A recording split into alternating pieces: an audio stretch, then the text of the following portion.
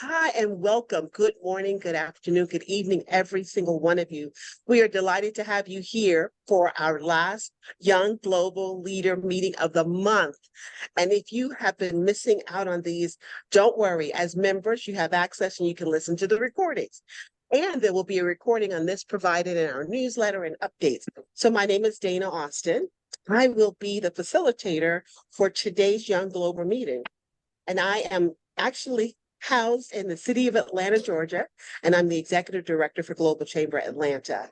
We are delighted because this particular program started this year. It was in the making last year, but we actually rolled out an official Young Global Leader training program where we can get our young leaders connected into with networking and also with information and resources to help them build and to learn and get mentored at the same time. It's a 10-month program. It will culminate at the end of this year with a ceremony and a certificate for those participating. If you came on board with Young Global Leaders after we started, you can still go back and listen to the recordings, follow up with the work, and just jump in. So today, three of our Young Global Leaders actually pull together this program. So I want to acknowledge them, give them the opportunity to introduce themselves, and then introduce the other Young Global Leader that also helped coordinate the program. So Nicole, I'm going to start with you. For you to introduce yourself, tell us where you're from, what you're studying at the moment, and then you introduce the next YGL who helped put the program on, and then so on. There's 3 total. Great. Thank you so much, Dana. And thank you all for coming. Thank you so much, Abdul, Professor Ault and Wallat for joining us today. Really appreciate it. I interned with Global Chamber over the summer, more so specifically working with Global Chamber Tokyo and Japan as a whole. Currently, I'm going to be in my last year of my bachelor's studying global management. And then I just yesterday started my master's with Thunderbird, also with global management, and hopefully a concentration in digital transformations. But again, I hope you enjoy this meeting, and I'll hand it off to Abdul. Thank you. Thank you. Well, great, Nicole. Thank you so much for this introductions. And I would like to thank everyone here. Professor Josh, thank you so much for being here. Also, thank you, Dana, for all the help, support behind the scenes. You're always here for us. And Wallet, I really appreciate the time that you've given us and then you're willing to be here. And you got selected not just because you are. I know we have been discussing this, Nicole and I, we thought you are the good person to be here today, and then you have a lot of knowledge. And then thank you, Wallet, for being here. And hopefully this will be like insightful meeting for all of us. So my name is Abdul again. I consider myself as a young professional leaders from Saudi Arabia. So this is my 2nd year here at Thunderbird, and I still have 1 more year. My concentration is really concentrating in digital transformation. Yeah, thank you guys. Excellent. Thank you, Abdul. And is Win on too? Okay. Well, these are some of your young, incredible global leaders. And as you can see, learning is continuous. Nicole started her master's program just yesterday. Abdul's continuing on in his field, but we have the opportunity to have incredible speakers on today, professors at Thunderbird, to speak to you on negotiation. And we're going to get that started. Okay, so Professor Wallat, we're going to start with you and get you going because we started a pre-conversation behind the scenes. So you were talking, and we also had a conversation with one of our other members who was saying he spent some time in your country. So let's get going with you first. You kick it off. Okay, hello everyone. Thank you for joining in. Thank you for the opportunity to have me here. So I'm just a little correction. My name is Wallat Dennis, and I'm a student at Thunderbird's Global Management. I'm a 2nd year graduate student. My concentration is in global business and digital transformation. And I'm also currently the president of the Africa Business Club at Thunderbird. I've had the opportunity to work in multicultural, in multifunctional industries with occupying cross-functional roles over the period of time. I've had the opportunity to work in aviation, oil and gas, and also agriculture. Most recently, I did my internship with Amazon as an operations management intern. Now, okay, the conversation is on negotiation. So basically, negotiation for me is about, say, having two or more parties, right, that would have a conversation or interaction that will mutually come to an agreed resolution. Now, everyone starts some sort of negotiation from childhood as a kid, as an infant. A form of negotiation with your mom in terms of, say, you're making demands, like you're crying to be fed, and then your mom responding back. So it goes, we all start negotiation from that point of our lives. Now, for me, my very first exposure to negotiation was directly from, let's say, I learned from my mom going to the market. I grew up in Nigeria, Africa. So you go to the market, you negotiate everything in the market. From the prices of the food, from the veggies, you negotiate everything. And then your mom always wants to come out the winner, right? So now that brings me back to types of negotiation that we have that are available. So it's either a distributive negotiation or pretty much an interactive negotiation. And for my mom, to her own, she just wanted to win at all costs. Now that makes it a distributive form of negotiation, right? But for us as global leaders, we need to go into the negotiation with a global mindset. That's the integrative form of negotiation where we end up in having a win-win situation at the end of the day. Now, over time, negotiation has started, like, from way back. Negotiation has been there over the years, over civilization and all that. It was a mere form of, say, survival tactics. Now, where you have different tribes. Let me give you, just for context, I'll tell you where I'm from. I'm from a little village in Nigeria called Chip. It's in the north central part of Nigeria. Now, it's pretty much like downtown Phoenix. We speak a language. It's called Miship, like it's a whole dialect. You speak a language. Now, if you go northwards from where I'm from, it's an entirely different language that is being spoken. You go southwards, it's an entirely different language. Now, I'm giving, this fair is pretty much like downtown Phoenix. So imagine going northwards and it's an entirely different language you do not understand. You go southwards. Now you look at these communities, how did they interact with each other? How did they get to live together? How did they determine, say, hunting? Pretty much back then they were much more dependent on hunting. How did they define hunting grounds? How did they define boundaries? There had to be some form of negotiation to be able to achieve that. So that has been going on from way time immemorial till now, where it's pretty much a form of science that has been able to define, say, businesses, say boundaries, say, how do I say, multilateral understanding between nations, bilateral understanding between nations. So negotiation has continually evolved. And for me, I think in the lightest terms I can put negotiation, it's probably, say, two words, right? Data and then charm.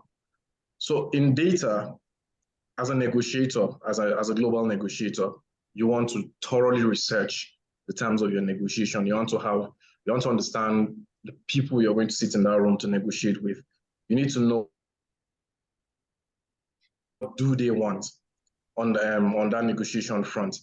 And then the charm is the human part of yourself, where you bring in empathy, you bring in, how do I say, adaptability.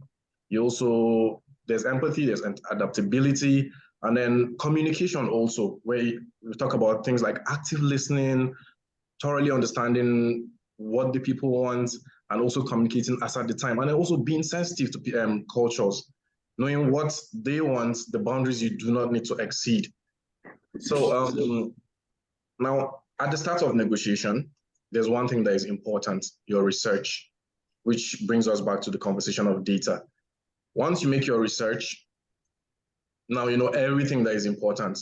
You know what they like, probably the kind of food they eat, probably how they want to be addressed. Just for context, let me just give you a little difference. So in Nigeria, like for cultural difference sake, or in Africa, if I'm having a conversation with someone who is a little, say, older than me, or someone who I cannot look the person in their eyes. Like I cannot make eye contact. It's a sort of how do I say? It's like a power move. So there's a way you talk to people, and then you kind of avoid. You just give glances and you take your eyes off.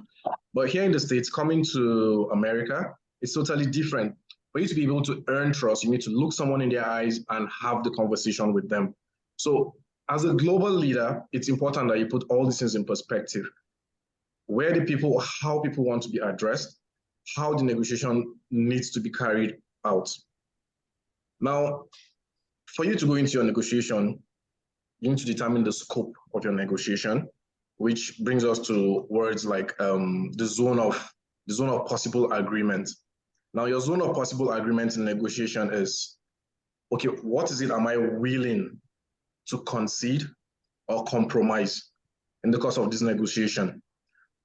And then another thing you also need to take along with yourself is your partner. That's like your best alternative to the negotiated agreement. Now, your partner, you apply your partner when you know that the negotiation cannot carry, like you can't go on with the negotiation. You probably need to stop this negotiation, and then you have something to fall back to for your or your partner. That's your partner. Another key important factor skilled negotiators always have with them is patience. The most patient people in the negotiating room, I think it's easy to say that they usually take the best deals home once you're patient in negotiating. Another important fact is knowing ethical boundaries, knowing that you do not need to cross ethical boundaries while you're in the process of negotiating. Ethics is very important while negotiating. You need to know boundaries that you're not supposed to cross. And yeah, I think I mentioned cultural intelligence and sensitivity is really important. Language is powerful. I could just give an instance, right? Last time I took a class in negotiation semester, so it was Professor Dennis Leclerc. We had it was pretty much like a task to do, like an exercise. So I had this negotiation deal with another classmate. We're having conversations. And then based on the courage, and because I could speak a little in the Indonesian language, I could speak very little that I knew, because I knew the person I was going to the negotiation with. And I knew the kind of person he was, how he needed to be addressed, how he needed to be respected. I just didn't end up, at the end of the day, it wasn't just a class exercise. At the end of the day, he was like, hey, Wallat, I did like this session. Next time you're in Indonesia, if you're staying for a week or two, your hotel bills are on me. This was, so for the most part of it, based on the attitude you take into the negotiating room, you might end up with a better deal than you were expecting to get in the negotiating room. So that's why it's really important that we avoid certain things in terms of negotiation. Say things like stereotypes, like prejudices when you're going into negotiation, and being overly confident. Being overly confident knocks everything off. When you go into the negotiating room expecting that the other party will concede to all your demands, you fail from the start of that negotiation. You need to go into a negotiation room with a very open mind, to be very flexible, and also to expect like a win-win situation, as I said. Now, I think that's where I want to jump in, if you don't mind. Yeah, sure. You mentioned win-win at the beginning, and you're mentioning it here closer to the end of, this part where we're going to entertain other questions. Okay. So first of all, I made you a professor, which means you need to keep going. And your professor, Josh Ault, will be very proud of what you share with us today. There's so much that's compacted in what you said, but I want to just ask about two areas and then allow for other questions. In order to have a win-win, what's necessary so that the client wins? Because you want to win as offering something, but let's say there's a client, business relationship. What do I need to ensure is in place that the client wins? And I know you mentioned something about research and data. So can you tie those together for me? Okay, now it's knowing what success means for the client, right? Before going into the agreement. And before going into agreement, you need to know, okay, how do they measure success? What's the matrix for them measuring success in terms of this agreement? And that's why information sharing is also really important with the parties you're negotiating with. Once you share information, if you're open, you've earned each other's trust, you're open, and then now you know your terms. Oh, wait, these are the not to exceed limit. These are not to exceed terms. And then if there are terms where if there are situations where probably you get a deadlock, it's always advised that you take a break or you get other mediating partners to come in, and then you take a break and then come back to the negotiating table. Yeah, so knowing both ends is really important. Excellent. Thank you for that. My last question, and before we open it to others, you mentioned about a zone of agreement or negotiation. And, Yes. you know, having taken positive intelligence, which is offered to Global Chamber members and others as well, I realized that at least 10% of what someone says is correct. So if we find that 10%, we could start there and build on it, because the goal is what? Building relationship. So how do you move about in this zone of agreement so that there can be a win-win? And if anyone wants to type a question in the chat or raise your hand afterwards, I'm certainly happy to call on you next. Okay, so for you to set up your zone of possible agreement, it still takes me back to information sharing, right? With the other party you're going to negotiate with. Now, for me going into any negotiation, I already have my objectives, what I earned, what I aim to achieve at the end of the negotiation. Now, I have boundaries with which let me use figures for instance. Say it's a $50,000. I've been sent, hey Wallat, you can go negotiate a deal for $50,000. This is the maximum we can go, and this is the minimum we can go. You say the minimum we can go is say 45,000. Now, 50,000, 45,000 is my zone of possible agreements. We've agreed that, hey, I'm not going to go below 45,000 and I'm not going to exceed 50,000. So that's my zone of possible agreement. Now, in between that zone is where that's where concession and compromise comes in. And you concede, I'm like, okay, I'm willing to concede, say $1,000 within the zone. Or I want to come. So we both make compromises, both parties make compromises and make concessions as well. Excellent, excellent. Dwight, I know you were on right as before we started kind of early. If you don't mind, I'm going to ask you a question as it ties into Wallat and where he's from in Africa, Nigeria. And you share with us that you actually did business in Nigeria, and this was your first opportunity to do some negotiation. You care to share some of that with us? And if you can, your picture? Well, all right. It was quite some time ago, I must admit, but it was in the early stages of my career, and I was sent with the party of one other, and that to Nigeria to negotiate both price and terms and conditions for two contracts with two state government broadcasting authorities. So it was basically building these contracts from ground up and dealing with the typical things that one runs up against: commercial terms, payment terms, governing law, the KPIs that surrounded SLAs, all of those things came to it. But one of the things that I always subscribe to, I was sent out, because typically when I would go out or be in the field on negotiating contracts, I knew the window or the box, shall we say, of what I had delegated authority to go to work and negotiate in the field. In that, what I wanted to avoid always, and in this Nigerian case was no different, because at that time communications weren't always the best and reliable, was I wanted to know what are the boundaries in which I can go to work and give and take. And that before I would walk out the door, at least, because you don't want to be ending up having to call back to the head office for guidance if you can all avoid it.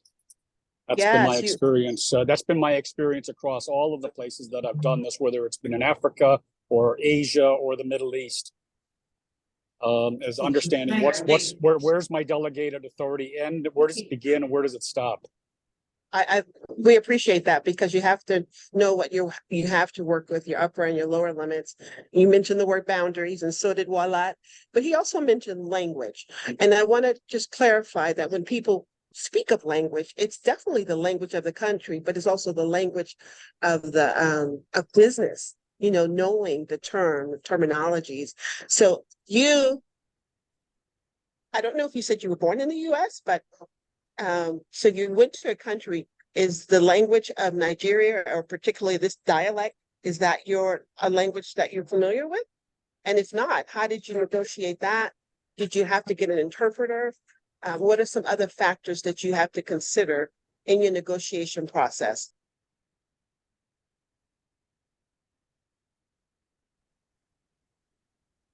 Oh, that was you, Dwight, again.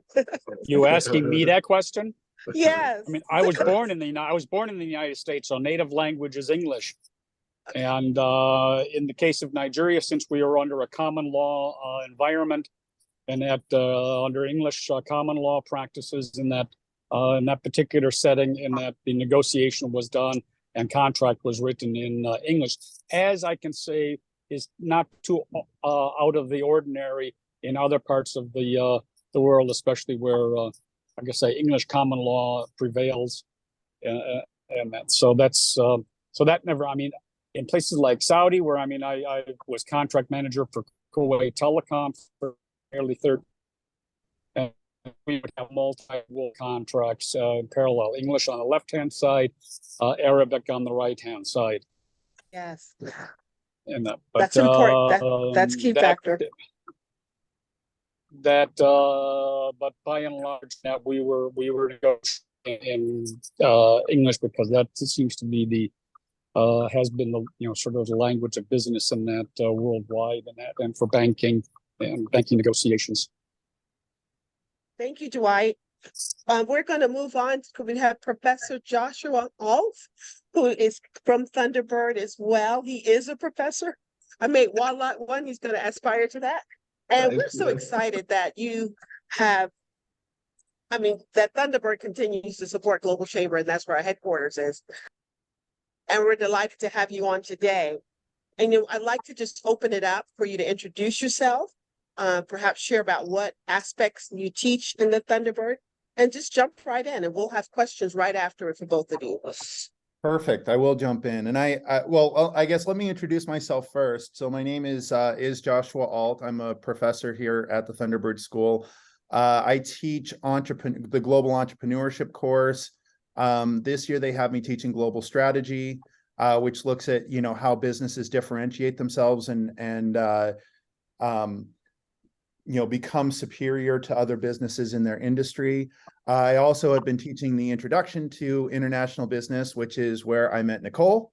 And I was very happy. I guess a couple of things. I was very happy that she invited me to do this because this is a presentation I've wanted to give for a little while. And number two, I was very happy to hear that Nicole is going to be doing our 4+1 master's program. So I look forward to having her again in the class, and a few others. I'm noticing a few others of you that I've had in class before, and really excited to see everybody again. I am going to go ahead and do a share screen, because Nicole said I could make slides if I wanted to, and I wanted to. So that's what I'm going to do is actually show a slide. And I think that this actually works really nicely with the presentation that Wallat just gave, because his is much more on the practical side, like, coming from past experience and connecting that up with the things that he's learned in the classroom and seeing things. And now I can kind of advance or take that and do a little bit more on the academic side, talking about, who we are as people and why certain things work and other things don't work. I'm going to draw primarily from this book that I read just a year ago. It came out just a year ago. It came out in February. Well, I guess a year and a half ago. It came out in February of 2022. I read it probably a year ago. I already knew a lot of the research that was done in it, but this author does a really good job of taking the research and putting it together in one location and making it very accessible, very easy to read, and very easy to understand. So the book is called Influence is Your Superpower. Has anybody here just shout out, has anybody heard of this book?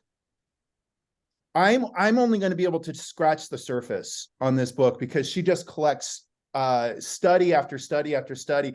I don't know that she's really done the studies herself, but she does a really good job of consolidating and bringing together the studies that have been done. She is actually a marketing professor at Yale University, and she teaches one of the most popular classes at the Yale Business School, which is about negotiation.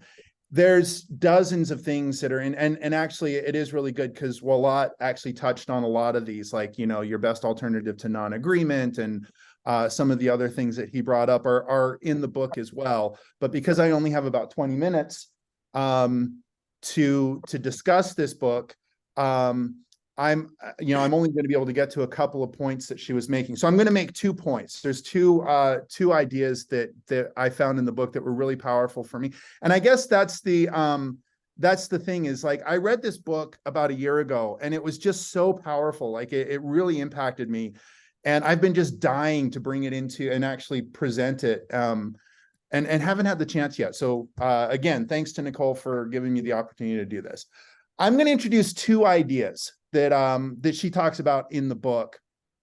Again, read the book because there's so many more. The first one, and this is the one that really jumped out at me, was actually based on research by another woman by the name of Jessica Winters. And I guess the idea that it's based on is this finding. They actually went and did surveys and they found that master salespeople, these are the people that have to learn negotiate. I mean, this is what they do for a living, is negotiation. I guess I should take a step back. What she's asking is what makes for effective negotiation.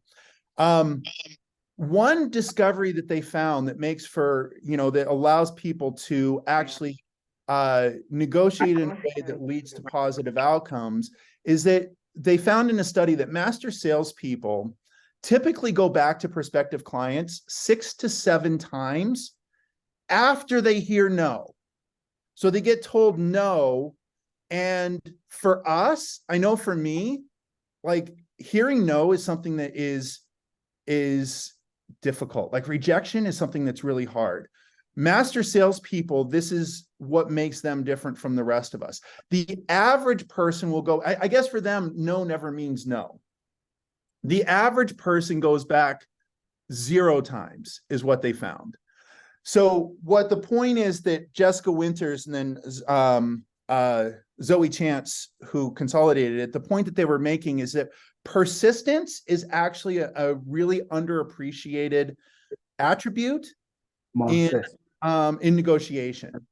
But it also goes beyond that. It's not just the idea of being persistent. It's also the idea, not being invisible in the corner, but also being conspicuous like a large dinosaur. So basically the term that she came up with this is that as a negotiator, we should see ourselves as what she calls a kindly brontosaurus.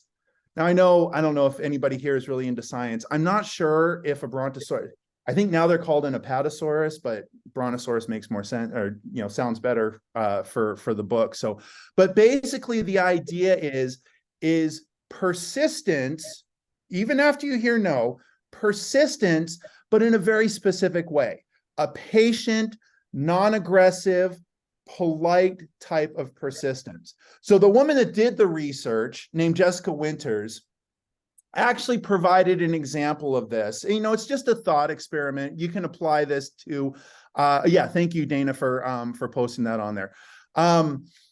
Just an example of where you could apply this, but the idea is that you could come up with many other ways that you could apply this as well. So the example that she gives, that Jessica Winters gives, is, let's say that you need to secure a seat on a packed flight. So you go up and you ask. Now, the first thing that they say is the importance of just asking. A lot of us are intimidated, inhibited from even asking, because we don't want to be a jerk. We don't want to come across as rude or aggressive or things like that. But they said, in the book, she makes it a point that the first step is always to just ask. When you hear no, you stand quietly off to the side, but you make them aware that you are there, that you're going to circle back, not in a rude or aggressive way, but just that you're there. So you stand quietly, leaning forward slightly. You have your hands loosely clasped in a faintly prayerful arrangement. You stay in their peripheral. You're just always there, polite, but always there. Stay in their peripheral vision, close enough that they can't escape your presence, but not so close that you're crowding them. You keep your eyes fixed. I know this as a professor. Like, you can tell the students that are like looking at other things, there's also the students that are like, they're looking at you, like, and they're nodding their head. And those are the students that you're like, okay, you know, I'm going to respond to these students. You assemble your features in an understanding beatific expression. You do not speak unless you're asked a question. When they say something, whether to you or others, then you nod emphatically. The whole idea, again, is just being there, like, so that they know that you are going to be coming back. And the key is that the key to negotiation is patience. If you don't get a yes on the first one, negotiation usually, it could take days, weeks, months, or even years. And so just allowing them to know that you're always going to be there. So that's principle number one. Number two, actually this one, and the reason why I put this on here is because this is really interesting. She's actually building on this research by a researcher by the name of Daniel Kahneman, who he's a psychologist who went into economics, and he actually won the Nobel Prize for economics. So, you know, maybe someone that we should, I haven't won my Nobel Prize yet. So I still look up to these guys that have won the Nobel Prize. What he looks at is how human behavior influences economics, and he won the Nobel Prize for that. So again, Zoe Chance, the one that wrote the book, the second point that she makes builds off of his research. What he found, and this is something that is so fascinating to me, what he found is that every single one of us actually has two distinct present forms of thinking. The first one is very primitive. The Daniel Kahneman just calls it system 1 and system 2, which, you know, that doesn't have a great ring to it. So Zoe Chance calls it the gator brain and the judge brain. Every one of us has a gator, because I mean, from an evolutionary perspective, you know, we all kind of evolved from, you know, these more primitive forms of thinking. And so this is very similar. She calls it the gator brain because every animal on the planet, even like, you know, reactive gators, alligators have this. This form of thinking is fast, automatic. It's based mostly on emotion, and it is very primitive. Our brain, I guess the way to think about it is that we had a gator brain first, and then our human brains evolved, was added on to these primitive brains. So the point that they make, both Daniel Kahneman and Zoe Chance, the point that they make is they say, how many things do we do where we don't even think about it, right? Like, for example, if I were to ask Nicole, what's 2 + 2? Wait, you're not thinking about it, are you? No, it's 4, automatic. That would have ruined my entire presentation. But there's other things too, like driving on a car. Have you guys ever done that where you're like driving along and all of a sudden you like pause and you're like, how in the world did I just get here? Right? And it's not because like, I mean, like, you know, it's not drinking. I mean, I'm not advocating for drinking and driving. This is like something completely different where we're just not even thinking about it. And all of a sudden you're like, wow, I should have turned like 10 minutes ago. Detecting an object. Oh, detecting how far away objects are. We don't have to think about that. Tying your shoes. Does anybody even think about tying their shoes anymore? These are things that become very automatic and it's very primitive. The point is that this is the default state of our brain. The next part of our brain is very lazy and it wants to outsource everything it possibly can to the gator brain. But we do have a second form of brain that she calls the judge. This is slow, effortful, logical, calculating, and conscious. Like I said, it's lazy. It does not want to work. And it only will if the gator brain gives up and says, I can't do it. So for example, Nicole, I'll go back to you again. I'll pick on you again. What's 17 times 24? I wish I knew, but I don't. Right. If you were to do it, it probably would take the rest of my presentation if I forced you to do it in your head. You could do it, but notice how like she didn't really want to.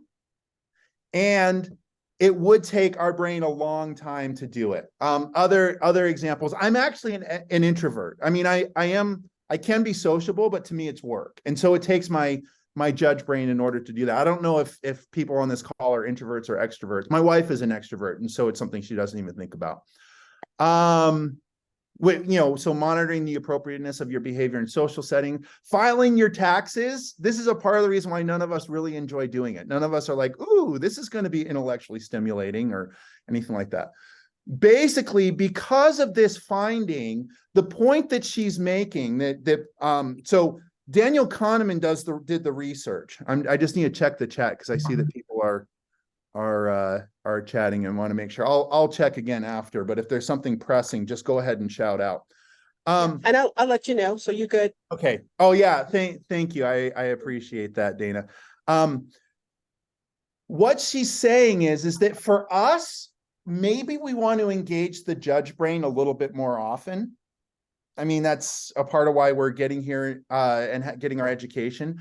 But at the same time, recognizing that other people really don't.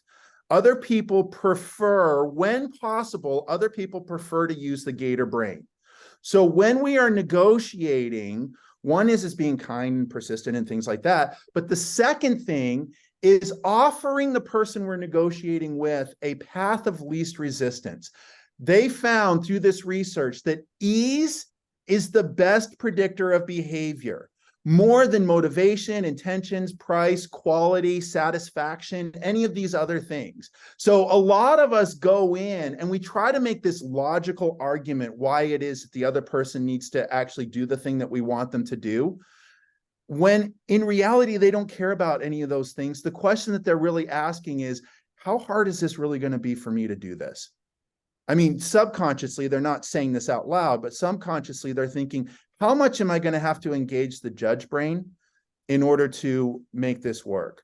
So our job is to make the behavior as easy as possible. Don't show them data and logic and theory, but figure out what they want and how to get it to them as easily as possible. So a great example of this isn't in negotiation, and I have a lot of other examples that are just in business and strategy.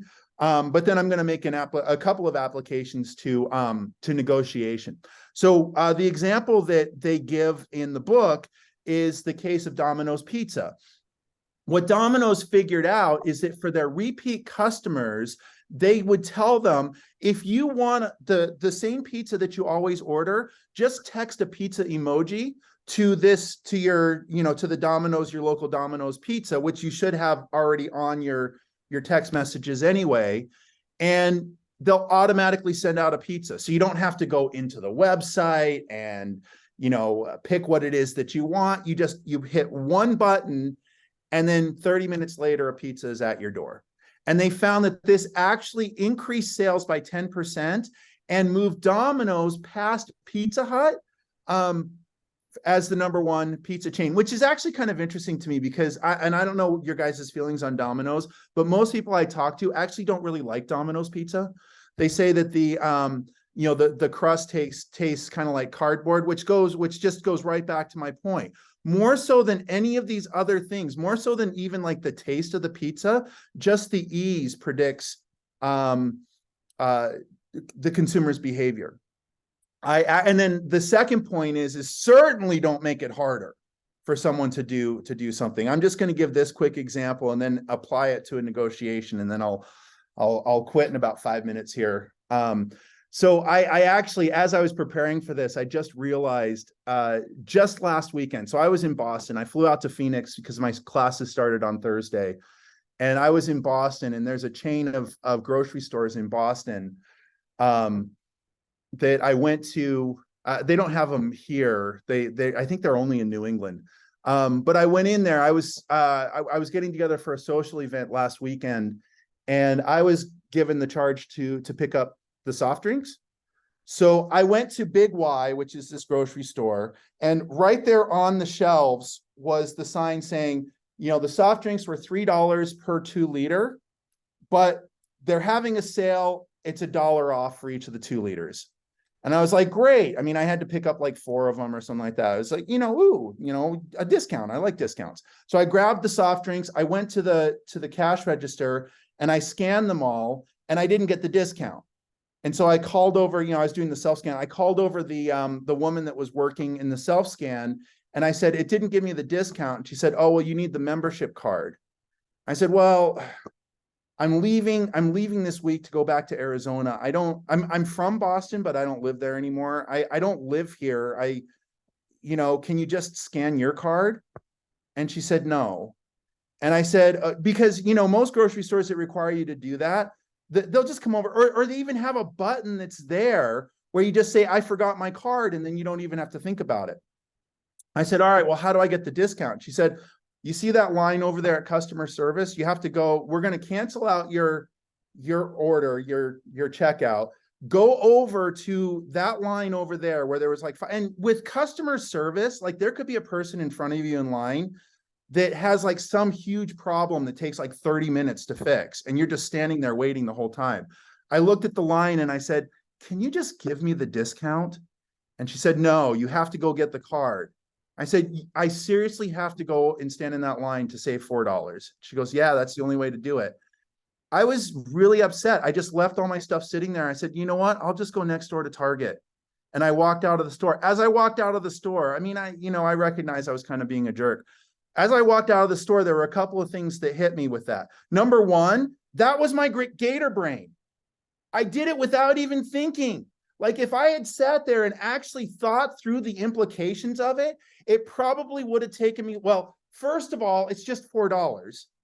And it was like, good grief, I could have just spent the $4. Second of all, it probably would have taken me less time to go stand in the customer service line than it would have to go all the way to the next store over, go all the way to the back, find the sodas, bring them back up. But it was my gator brain. It just kicked in. It was something I didn't even think of. I was like, you're not going to make me work. Really? I'm going to have to work.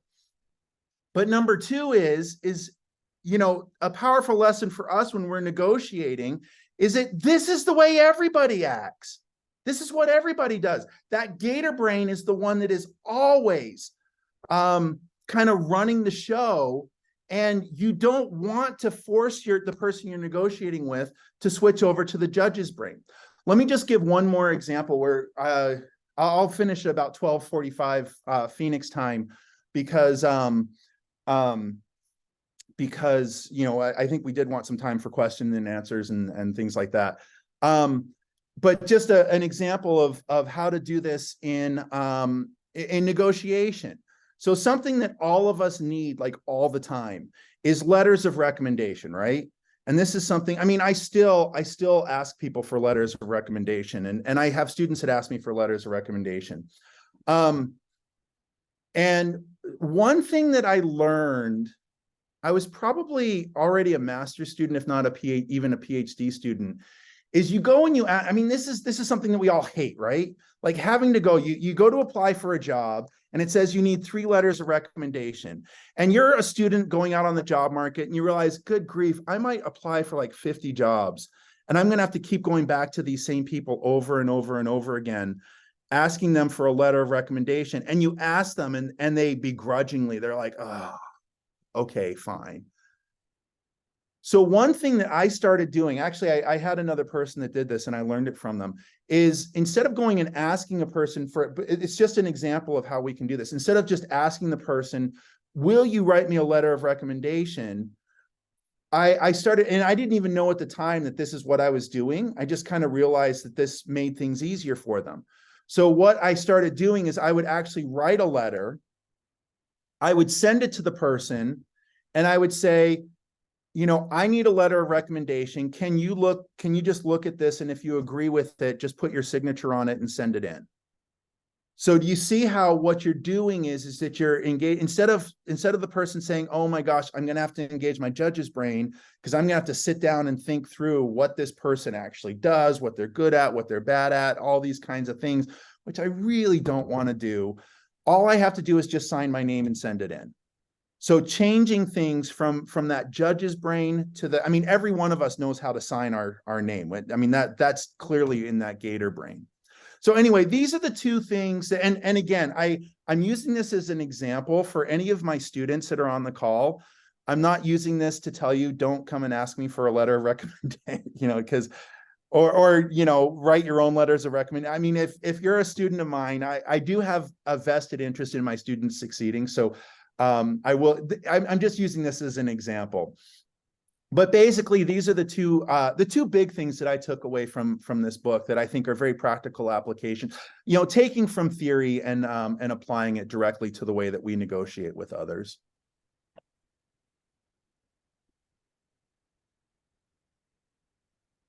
This is just the approach that you have sharing with us is incredible. And I smiled when you said about if you're at the airport and you want to negotiate, because I think because of my love of travel, I've learned to do this, to stand on the corner of the counter, right? When you're right there at the gate, not in their face, because there's other people that's already there, to make my point with a softer voice. And to keep my hands like this, but now I'm going to start doing like this. and I Like just watched, and the pilot is the one that actually got us on the flight. And I'll just say that we're about 7 of us that weren't going to make it, and the pilot's like, "We're not full. Put them on." So there's so much. So guys, I know Shivash made a comment in the chat. Luna made a comment in the chat about the maps. So I'm going to just ask you guys to comment and ask questions first, and anybody else that cares to follow. And we have questions of Wallat as well. This is a great point. I actually had lots of other examples, but realized I didn't have the time to share them. Companies spend billions of dollars just figuring out how to make things, how to engage that gator brain. So other examples are like Amazon just using the buy it now button, where you just click buy it now and everything is done easily. Actually, one of the examples she uses is that this is why in birth control they have the 1 week that you still take, even though it doesn't do anything. You have that 1 week because it's trying to remember, that. So anyway, there's lots and lots and lots of examples of companies trying to convince you to do something by engaging that gator brain. Absolutely. I tell you, I didn't like Domino's, but I did want a slice. So Luna, did you have a comment, or Shivash and then Dwight? Yes. Hi, Professor. I remember the recommendation letters. Oh my God. Yes, for the Google Maps or Maps, usually I use it a lot. Even I know the way for example, from Thunderbird to home. I know the way, but just by one button, as you mentioned, it makes me my life easier. There's one option that usually they give you the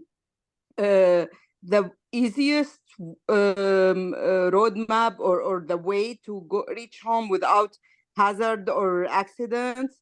This is one option. Another, one facility of makes your life easier with applications. That's why I'm using, for example, even it's, as you mentioned, it makes our brain lazy. Depending on, even I used to, by sense, I used to know locations, directions, but now I'm depending on maps and Google Maps. Just it makes my life easier. The second comment, I'm not sure the point. I didn't hear. Sorry for this, about the supermarket example. But if I'm in the same situation, I would leave all the products I purchase, because I feel that they are manipulating or they are making, and I will go to the next grocery store to purchase. Even maybe it will be the best, and I would say to the cashier or the supervisor, and I did it once, because the butcher in the supermarket, I think most of the students knows the base supermarket, and in Mesa especially, he wouldn't do what I'm looking for. And I went to the supervisor. I told him he's not responding. I'm ready to pay more to get what I'm looking for. I mean, I want the service. But you know what? The first one will open in Arizona, in these cities. I will go and I will leave your supermarket and go to the alternative. So that's Maybe your because gator. Is that excuse me, Luna, that's your gator kicking in. I'm gonna move the question back to Josh and then we're gonna move on. So Sorry. 1 second. Okay, Go ahead, I'm thank sorry. you. Yeah, I mean, I think the key is that it's all subconscious. So I guess there's 2 points that I was going to make from Luna's comment. Number one is that I think that it's illustrating the point that we want to try to not use our gator brain, use our judge's brain as frequently. I mean, for us ourselves, it's a powerful lesson because the gator brain is a lazy approach. I mean, that's just the fact. But then, yeah, absolutely realizing that most other people, that's what they're going to use as their gator brain is critical. Yeah, thank you. Thank you, Luna. And sorry, I had to redirect because we've got about 8 more minutes. I want to be sure we yeah, get we're the other running out. comments too. So what I want to be clear too, Professor Ault, that when you say ease leads to greater success, now when we say that, we're not saying, kind of piggybacking on what Wallat was talking, we're not saying doing your research, just don't go the lazy route. Do what it takes in that regard, but we like things to be easier to access, to buy, to move forward. That's what you're saying, correct? It's all for the other person. For Okay. us, we do the work. It's all for the other person. You make it as easy as possible for the other person. And I mean, like Luna actually did recognize, she said, I will choose to use the Google Maps, even if I know where I'm going. But for the other person, a lot of times they don't even I mean, most of us don't even know that we have 2 different types of brain. So yeah, so we do the work to make it as easy as possible for the other person to say yes. Yes, I think we could concur, a majority of us, if not all of us, that we like things easier, especially in the busy, fast-paced world that we live in. Make it easy for me to find. And I know when people post things for purchase or to register, they'll say, hey, register or buy this. And I'm like, well, where's the link? Like if I have to look for it, Right. if it's not easy to find, I'm moving on. Depending on who it is, I might reach back once. Okay, Shinvash, who was another MGM STEM Thunderbird, you had a few comments. If you care to say anything, and then we'll have Dwight with our last comment.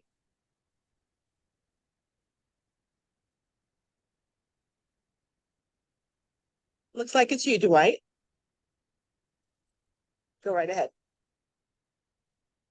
Okay, I guess I just wanted to raise also some points, again, coming from field experience, and that is knowing every negotiation I went into is determining, am I coming in with what level of strength, and am I coming into that negotiation at versus the party on the other side. So doing some assessment on that beforehand, and also determining what, if I had to, what would be my walkaway points before I go in and even have a meeting. In that, I guess I've also had to confront at what level of, we talked about persistence earlier, and again, it goes back to what I'm saying, whether you're coming in from a position of strength or what. I mean, when I was in Singapore and I was with the financing arm of a Fortune 100 multinational company, and I was the lender coming into a discussion, I probably was coming in with a higher degree of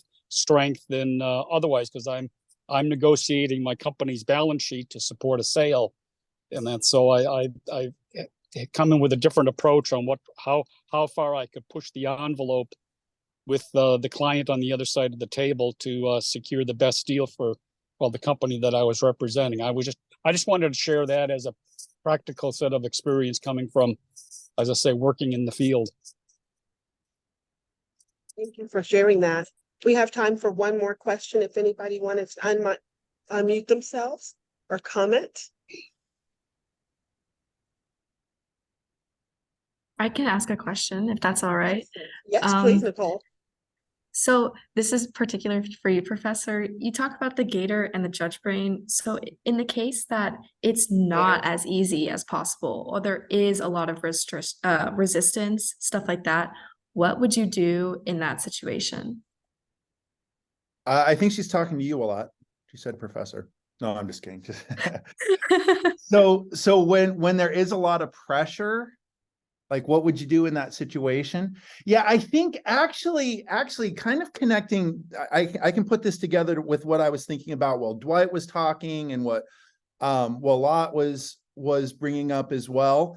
Is one thing that I really like about this discussion is how we can bring everything together that, you know, talking about like negotiating from a position of strength, or, you know, Wallat talking about things like going into the negotiation like prepared.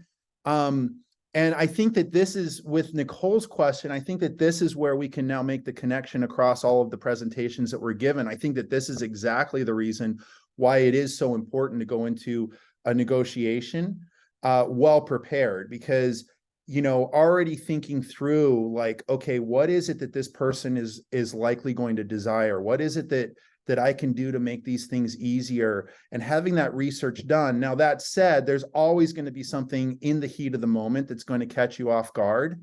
And, you know, you're going to be like, you know, oh my gosh, what, you know, what do I, you know, they just said something that totally threw me off, and I can't come up with a way just off the top of my head to like make things easier or things like that. I think a lot of that will just come, you know, so in those, be prepared, but in those cases where you're not prepared, I think over time as you do it, you just become more and more comfortable with doing it, to the point where even when you're in the situation, there's fewer and fewer like curveballs that get thrown to you. But I also think that there is absolutely, kind of going back to the idea of like patience and persistence and things like that. I don't think that there is anything wrong with, you know, if you get thrown rock back on your heels with, you know, kind of ending the negotiations and saying, you know, let's come back at this, you know, I'm going to have to take a look at this. This is actually, you see this very commonly when you go to negotiate, like for a new car, and the salesperson will say, well, hold on one second, let me go check with my manager. Because it's that opportunity to kind of break away so that you can actually think about it. I don't think that there's anything wrong. And you see like master negotiators will do this, where they'll say, you know, we've gotten kind of as far as we can today.